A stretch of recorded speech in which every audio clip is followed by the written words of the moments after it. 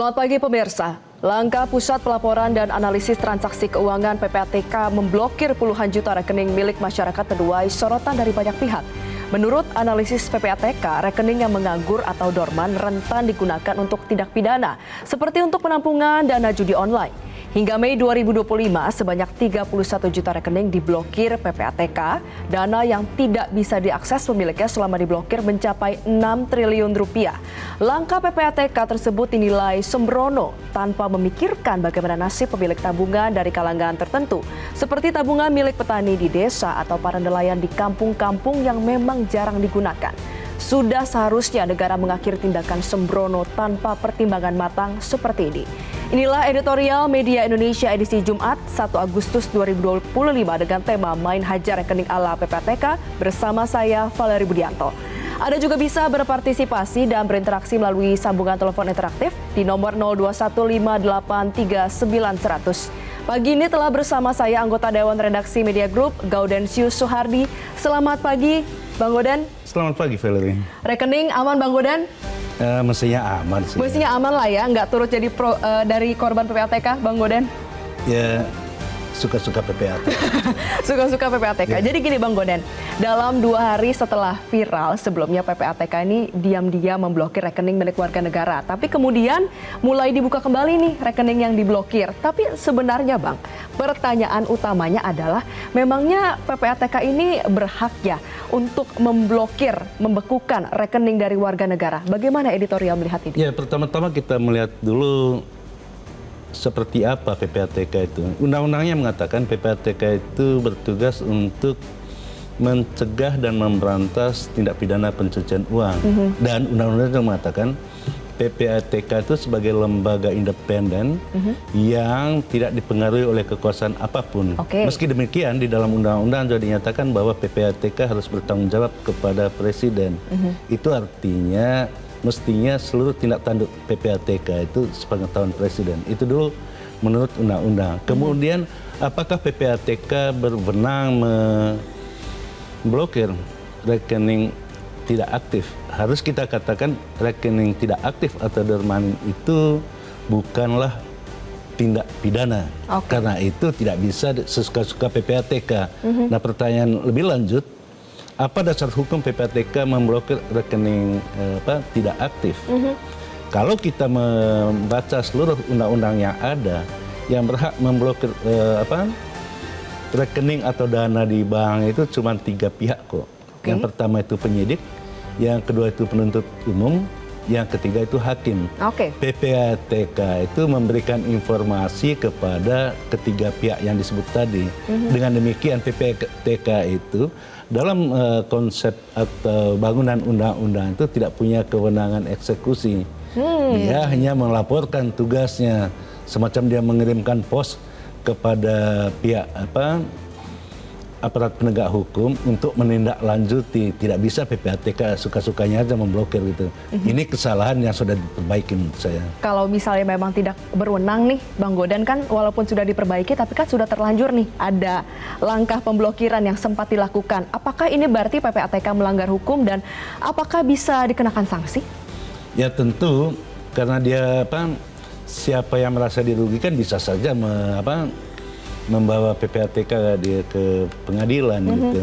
Tetapi kita bersyukur juga bahwa PPATK sudah dipanggil oleh Presiden Prabowo dan walaupun tidak mengaku bersalah, PPATK mengubah kebijakannya. Baik, kita akan bahas lebih lanjut terkait dengan hal ini dan pemirsa, inilah Media Indonesia editorial untuk hari ini Jumat 1 Agustus 2025, Main Hajar Rekening ala PPATK.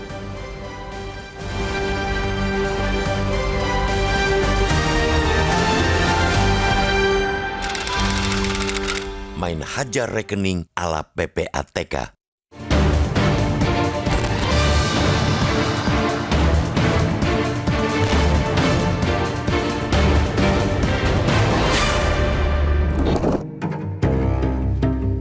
Entah karena terlalu banyak pekerjaan atau justru lagi nggak ada kerjaan, Pusat Pelaporan dan Analisis Transaksi Keuangan PPATK memblokir puluhan juta rekening milik masyarakat. PPATK menyebut rekening-rekening itu banyak yang menganggur atau dorman.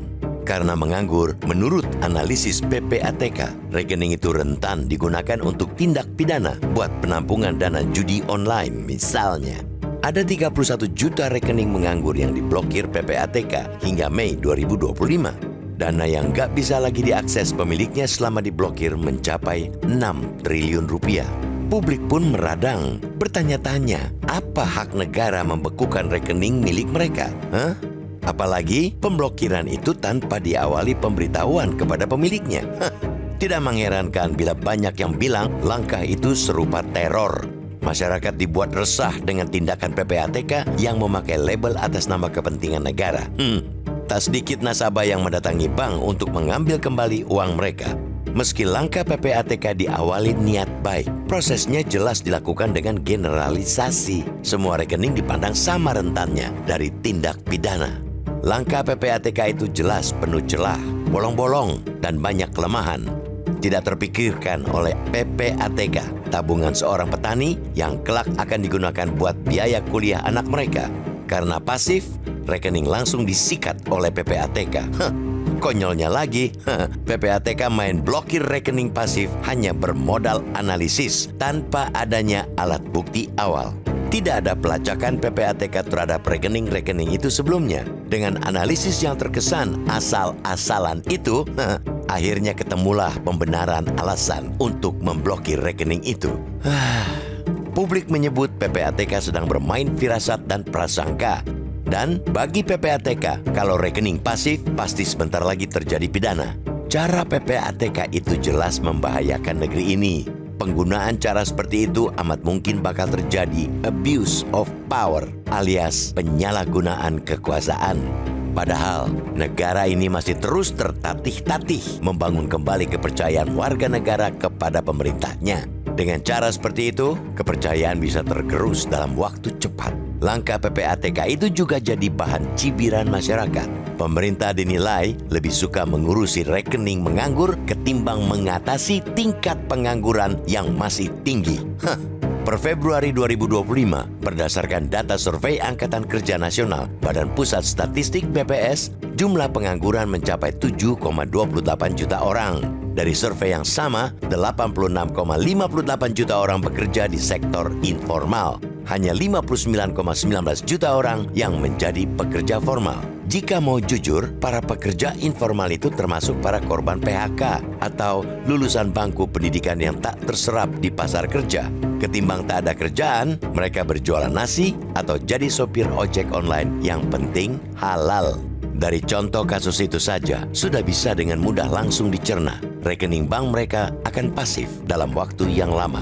Korban PHK yang buka usaha nasi uduk akan langsung menggunakan pendapatan mereka pagi ini untuk modal berjualan esok hari. Tak ada yang masuk ke rekening.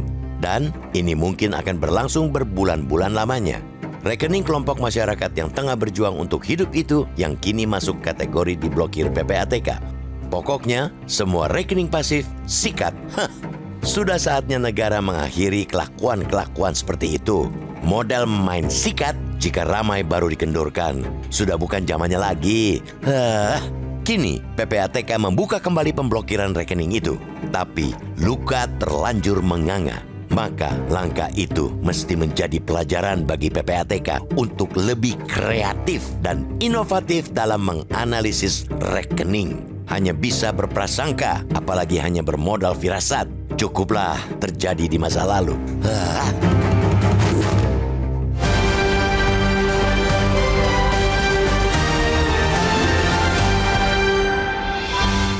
Di bagian berikutnya Anda bisa ikut menyatakan pendapat pemirsa. Tetaplah bersama kami di Editorial Media Indonesia.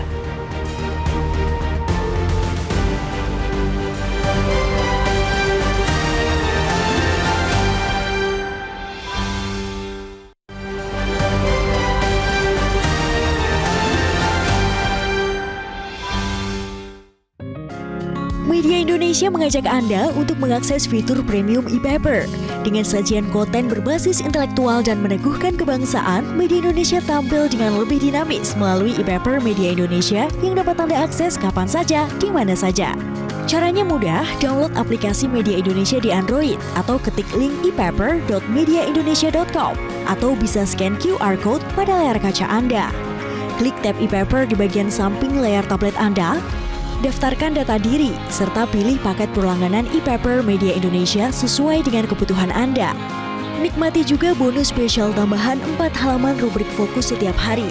Semua bisa Anda dapatkan hanya di e-paper Media Indonesia. Untuk informasi lebih lanjut, hubungi customer service di nomor 0811 1201 2018 atau kunjungi media sosial @Media Indonesia.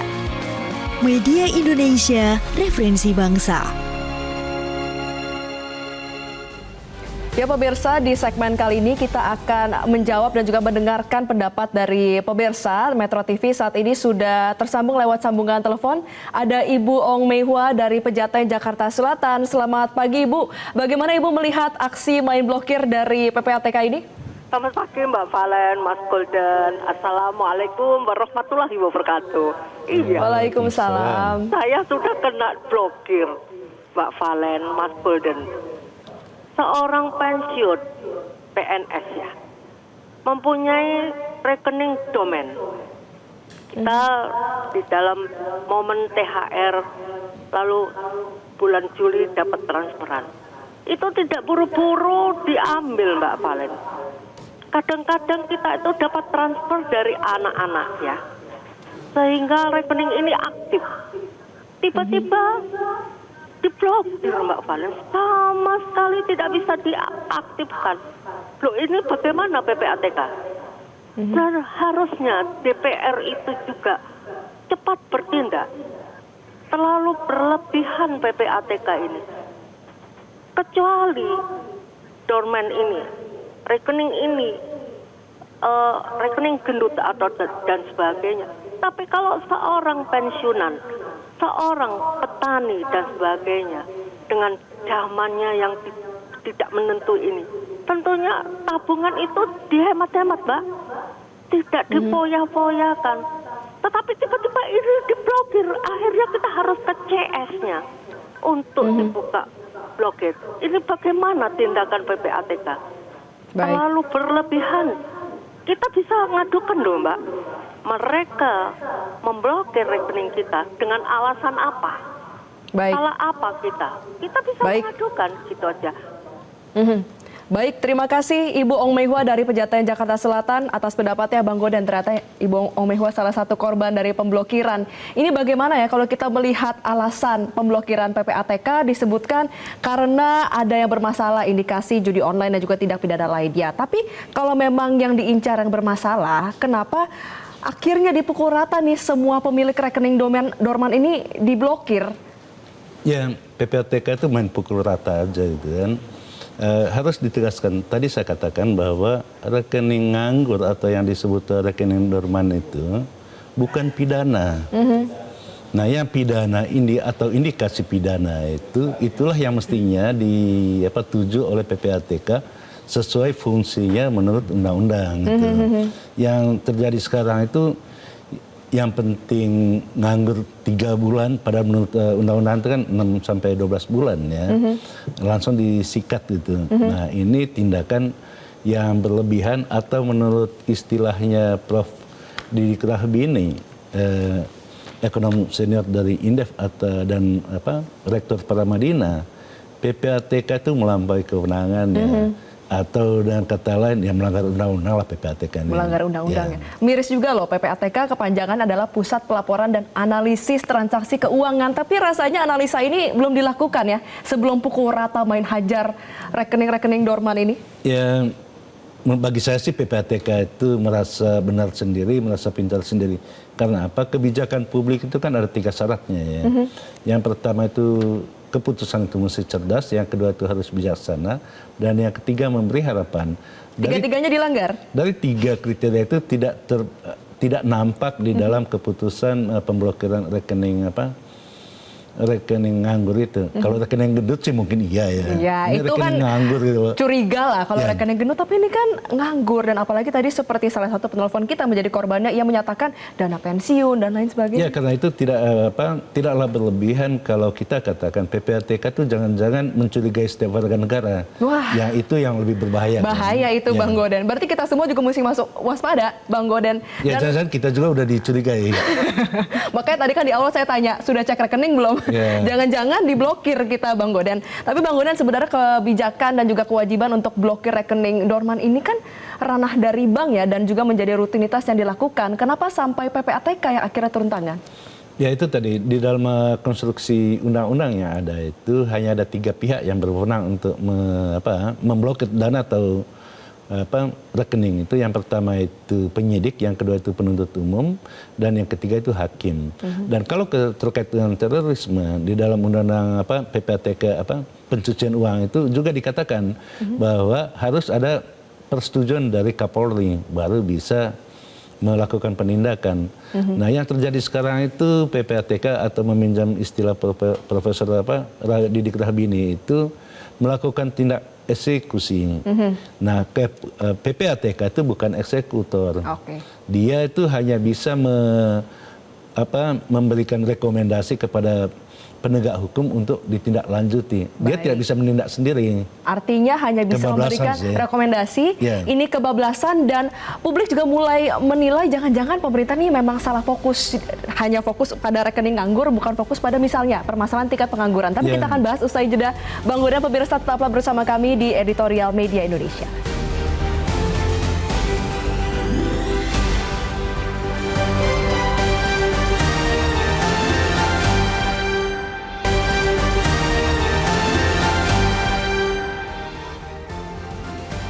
Baik pemirsa, terima kasih Anda masih bersama kami di Editorial Media Indonesia. Kita sampai di penghujung diskusi pagi ini. Bang Goden, publik mulai menilai nih kayaknya pemerintah salah fokus deh. Lebih fokus untuk mengurusi rekening yang menganggur daripada mengatasi masalah pengangguran yang masih tinggi. Bagaimana Anda melihat hal ini? Ya, saya selalu berpikiran positif. Tujuan PPATK itu baik sih. Mungkin caranya yang salah. Kenapa disebut salah? Karena memang tidak ada sosialisasinya. Jadi sosialisasinya itu mestinya masif. Tetapi jangan cuma rekening yang nganggur saja diurus gitu kan. Pengangguran di Republik ini juga mestinya diurus. Betul. Tapi yang mengurus bukan PPATK tentunya. Betul, tapi fokusnya pemerintah tidak itu. boleh salah lah ya. Tadi saya katakan bahwa bosnya PPATK itu adalah presiden. Ya. Presiden sudah memanggil kepala PPATK. Mudah-mudahan ada koreksi di dalam pertemuan itu. Dan memang terbukti sejumlah udah jutaan rekening yang dibuka oleh PPATK. Permasalahan tetap yang menjadi pertanyaan itu, dan kita tuntut ke PPATK untuk memberikan penjelasan secara transparan dasar hukum pemblokiran rekening tersebut. Permintaan maaf juga diperlukan berarti, Bang Goden? Ya, orang adab tentu minta maaf sih. Seyogyanya dilakukan Dan lah ya. pasti akan dilakukan. Pasti. gitu. Kita kan sama-sama kawal loh, ini Ya, harus kita dilakukan. tunggu gitu kan. Tapi yang paling penting itu mereka yang merasa dirugikan tentu ada saluran-saluran hukum untuk mengatasinya. Di media sosial misalnya ada yang mengeluhkan tiba-tiba rekeningnya itu diblokir padahal dia ingin mengobati ibunya. Berbahaya dan itu ya. ibunya sampai fatal ya akibatnya. Nah, hal-hal seperti ini kan jangan membuat rakyat sedih. Tadi saya katakan salah satu syarat untuk kebijakan publik itu memberi harapan. Nah, harapan itu yang tidak ada sekarang ini. Dan di situ gagalnya PPATK gitu. Kegagalan PPATK saat ini bukan berarti PPATK tidak bisa berbenah. Kita sama-sama kawal terus ke depannya. Semoga memang tidak ada kejadian berulang terkait dengan hal ini. Warga ini semuanya masih peduli, dan kita juga harus kawal rekening kita, Bang Goden, berarti ke Niat depannya. baik PPATK itu harus dilakukan dengan cara yang baik. Baik, niat yang baik harus dilakukan dengan cara yang baik. Yang pasti tadi syaratnya, 3 syarat kebijakan publik juga harus terpenuhi ya, Bang Goden. Cerdas, bijaksana, dan cerdas, Penuh, bijaksana, memberikan dan harapan. juga memberikan harapan. Baik, terima kasih Bang Gaudon C. Suhardi untuk diskusi kita pagi ini. Selamat pagi Bang Goden. Baik, Fadli. Ya pemirsa, langkah Pusat Pelaporan dan Analisis Transaksi Keuangan PPATK memblokir puluhan juta rekening sangat meresahkan masyarakat. Meski kini pemblokiran mulai dibuka, langkah PPATK dinilai sembrono, tidak memikirkan bagaimana nasib masyarakat. Sudah saatnya negara mengakhiri tindakan sembrono tanpa pertimbangan panjang seperti ini. Demikian editorial Media Indonesia pagi ini. Selamat pagi dan sampai jumpa.